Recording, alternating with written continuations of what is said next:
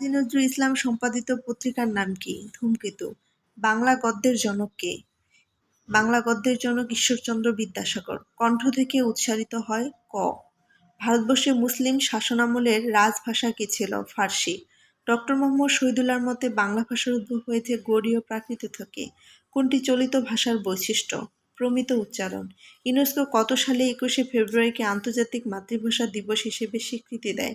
1999 সালে। চলিত ভাষার আদর্শরূপে গৃহীত ভাষাকে বলা হয় প্রমিত ভাষা। এরূপ সাদৃশ্য অনেক চক্ষে পড়িবে। এর চলিত রূপ কোনটি? এরূপ সাদৃশ্য অনেক চোখে পড়বে। চলিত ভাষার বৈশিষ্ট্য নয়, সংস্কৃত শব্দের বহুল ব্যবহার। কিয়ৎক্ষণ শব্দের সঠিক চলিত রূপ কোনটি? কিছুক্ষণ। কোন বাক্যটি গুরুচণ্ডালী দোষ মুক্ত? সে এখন স্কুলে যাবে। ব্যক্তিগত পত্রের উপরের ডান কোণে কি লেখা থাকে? পত্রলেখকের স্থান ও তারিখ। গঠন অনুসারে শব্দ কয় প্রকার? গঠন অনুসারে শব্দ 2 প্রকার।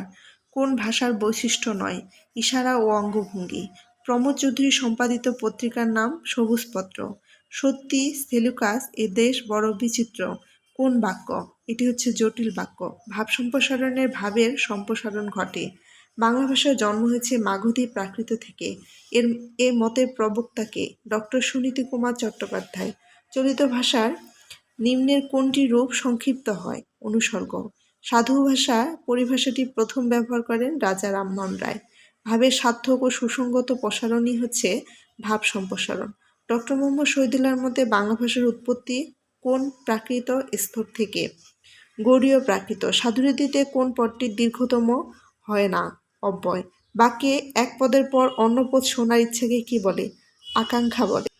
একটি পত্রের বাইরের অংশের উপর যেটা থাকে তাকে বলা হয় কি? শিরোনাম। ভাষার মূল উপকরণ কি? ভাষার মূল উপকরণই হচ্ছে বাক্য। বাংলা ভাষার শব্দ সম্ভারকে কয়টি ভাগে ভাগ করা হয়েছে? বাংলা ভাষার শব্দ সম্ভারকে কয়টি ভাগে ভাগ করা হয়েছে? 5টি। হরতাল কি ধরনের শব্দ? হরতাল হচ্ছে গুজরাটি শব্দ। যতই পরিশ্রম করিবে ততই ফল পাবে। এ বাক্যটির জটিল বাক্য। কোনটি সাধুরীতির শব্দ? সাধুরীতির শব্দ হচ্ছে জ্যোৎস্না। একটি পত্রের প্রধান অংশ কয়টি? একটা পত্রের প্রধান অংশ হচ্ছে 2টি। সাধু চলিত রীতিতে অভিন্ন রূপে ব্যবহৃত হয় কোনটি? অব্যয়। অব্যয়। বাংলা ভাষা কোন মূল ভাষার অন্তর্গত? বাংলা ভাষা হচ্ছে ইন্দো ইউরোপীয় মূল ভাষার অন্তর্গত। কোন ভাষা থেকে বাংলা ভাষার জন্ম হয়েছে?